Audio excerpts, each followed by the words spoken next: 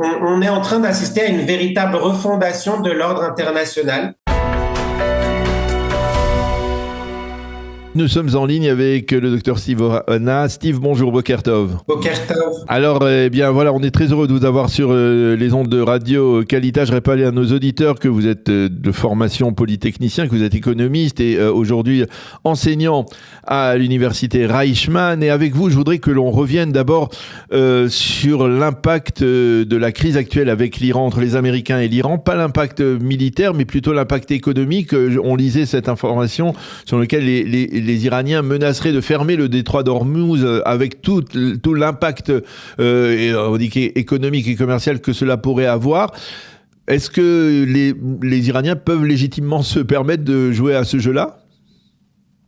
Alors, pour l'instant, on est, vous savez, dans une stratégie de poker menteur entre l'Iran et les États-Unis.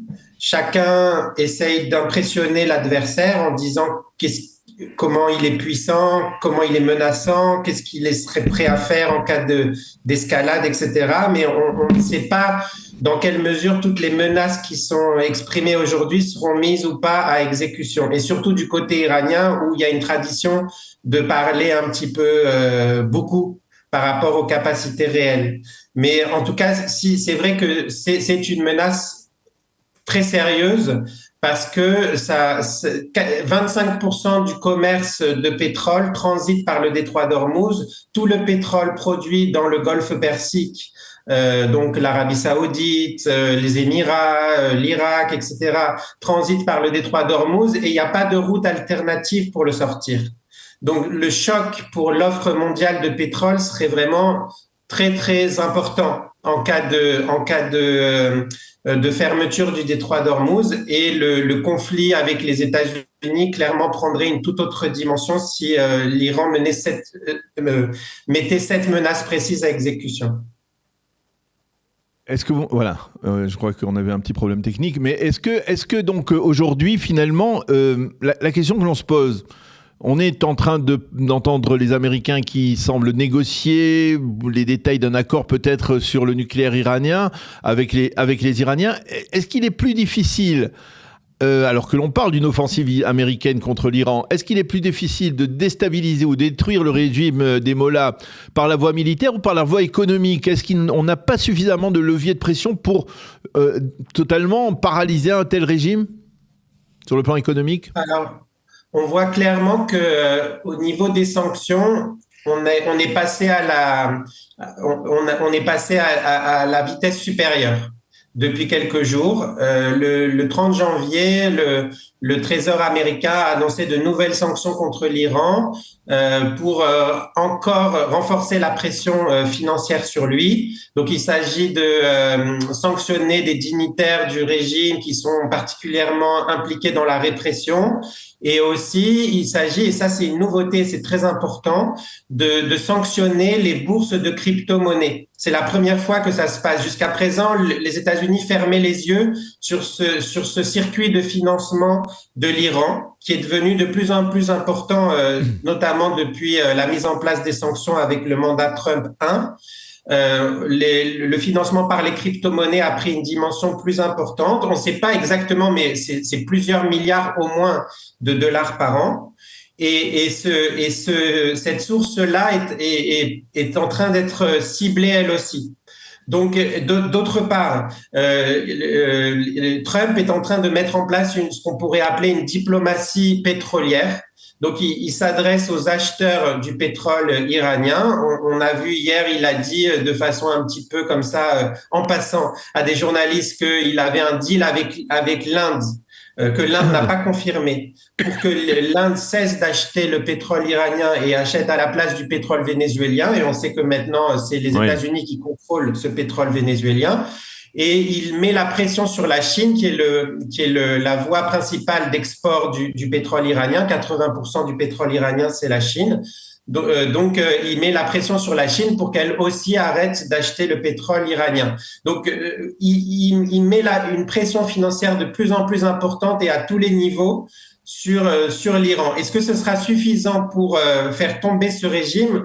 C'est pas sûr. Il est très compliqué de savoir.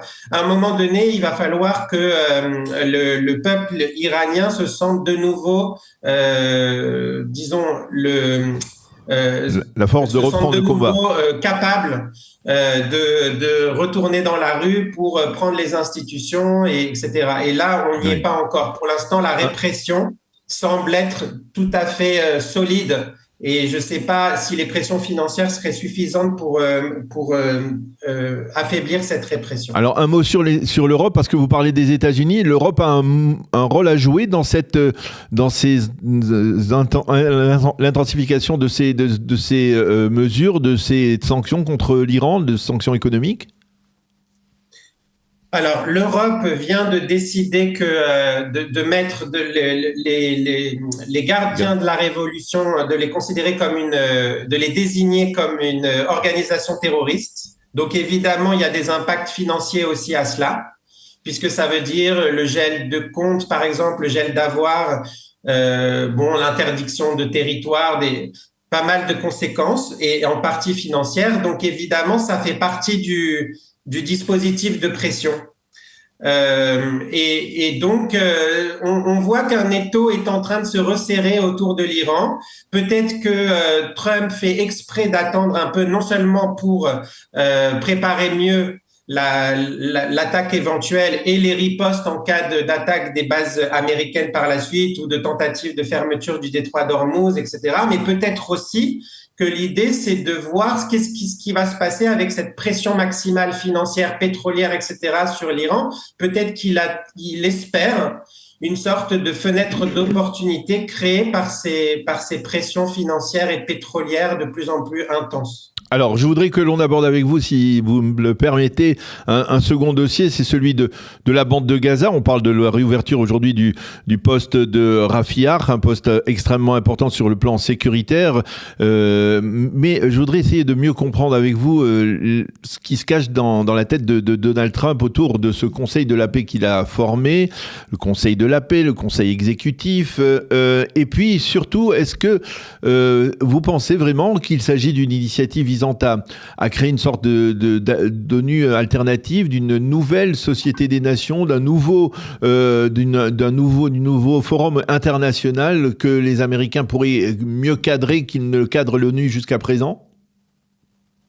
Oui, tout à fait. Je pense qu'on est en train d'assister à quelque chose de très, très important et qui passe un peu en dessous des radars parce que on est habitué à commenter le flot quotidien de l'actualité, on est absorbé par l'actualité iranienne aussi, et on a du mal à percevoir en temps réel la dimension historique de ce qui est en train de se passer avec ce Conseil de la paix. On est en train d'assister à une véritable refondation de l'ordre international, et en tout cas une tentative de refondation sur des bases nouvelles. Donc, les bases anciennes, c'était les bases du multilatéralisme que l'ONU incarne très bien, mais pas seulement, l'OMC aussi, l'Organisation mondiale du commerce. C'est-à-dire l'idée que les nations s'astreignent, se contraignent à appliquer des règles multilatérales qu'elles ont forgées ensemble, et elles sont tenues par ces règles. Et le droit est censé gouverner les rapports entre les nations. Ce système-là est complètement a été attaqué directement par le mandat Trump 1. Parce que Trump, son constat, c'est que ces règles multilatérales ont énormément affaibli l'Occident et en particulier les États-Unis, en contraignant toute leur marge de manœuvre au nom du respect du droit international et du multilatéralisme, etc., tandis que d'autres acteurs comme la Chine et l'Iran en ont énormément bénéficié, en menant une guerre commerciale, mais secrète, discrète, etc.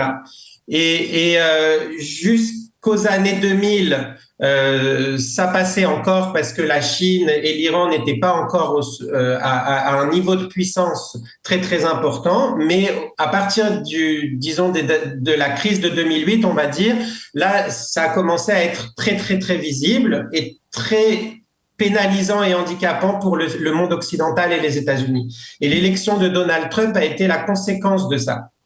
Donc aujourd'hui, tout ce qui est le mandat de Trump 1, c'était surtout pour déconstruire, attaquer, déconstruire, etc. Tout ce qui avait été, tout ce qui pénalisait les États-Unis dans leur puissance. Et le mandat de Trump 2, c'est non seulement pour continuer la déconstruction, notamment on le voit avec les tarifs et qui contestent directement l'OMC, et aussi tout ce qu'il fait avec les Nations Unies. Il enlève du financement, il se retire d'organisations comme l'OMS, etc. Mais il construit cette fois quelque chose à la place. Et je pense on retiendra le Conseil de la paix comme la première grande initiative pour construire quelque chose à la place. Oui, et si on devait définir rapidement ce que c'est cette à la place, c'est quelque chose où la souveraineté des nations est au cœur. C'est-à-dire qu'il n'y a plus de règles multilatérales, de droit international, etc., qui contraindraient les nations, mais les nations signent des accords, des transactions au cas par cas, suivant leurs intérêts mutuels. Alors ça, on peut bien le comprendre, mais pour l'instant, en tout cas, on voit que ceux qui ont répondu à l'appel de Donald Trump autour de ce Conseil de la paix, ce sont essentiellement des pays qui ne sont pas particulièrement démocratiques, pays arabes, mais alors que l'on voit que les démocraties occidentales, eh bien, elles ne répondent pas pour l'instant. Alors, pourquoi ? C'est très, très important ce point, Daniel. C'est parce qu'en fait, il y a deux idéologies occidentales qui s'opposent. C'est pourquoi on voit beaucoup Trump s'attaquer à l'Occident, qui est censé être son allié, oui. Donc l'Europe occidentale, plutôt qu'à des ennemis. Il s'attaque même carrément plus rhétoriquement à l'Europe oui. qu'à des ennemis comme le Qatar. Et on pourrait se demander pourquoi. Et pourquoi le Qatar est dans le Board of Peace, le Conseil de la paix, et pas l'Europe occidentale? En fait, c'est très profond, c'est très important de comprendre ce point. C'est parce qu'en fait, il y a deux Occidents qui s'affrontent. Il y a l'Occident qui reste attaché aux règles multilatérales d'avant, et le président Macron, le premier ministre anglais Keir Starmer et le premier ministre canadien Mark Carney en sont des incarnations. Et il y a tout un nouvel Occident qui est représenté par non seulement Trump, mais par exemple aussi le président hongrois, le premier ministre hongrois Viktor Orban, qui lui fait partie du Conseil de la paix justement. Et ce deuxième Occident, lui, est favorable à finalement une alliance des nations souveraines plutôt qu'au multilatéralisme.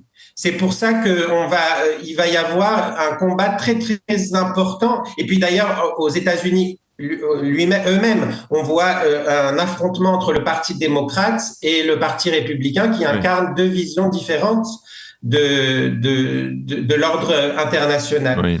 Donc, on va avoir un combat acharné jusqu'à ce qu'une des visions, soit la vision de Trump finisse par dominer tout l'Occident, soit au contraire, la vision de Trump finisse par reculer et qu'on revienne à l'état antérieur. Votre avis là-dessus, en quelques secondes ? Mon avis est que la vision de Trump va prévaloir. Parce qu'en fait, l'ordre ancien ne fonctionne plus, y compris pour les nations européennes. Et c'est pour ça qu'on voit en Europe occidentale de nombreux partis comme le Rassemblement national, mais il y a les équivalents dans toutes les nations européennes qui sont beaucoup plus souverainistes dans leur approche et qui, elles aussi, remettent en question non seulement l'OMC, mais les institutions européennes, la Commission européenne, etc.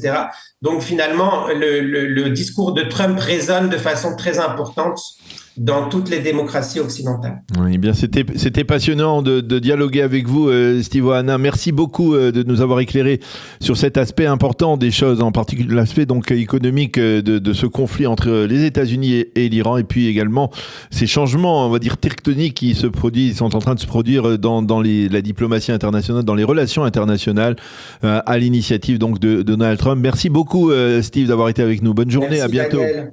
À bientôt.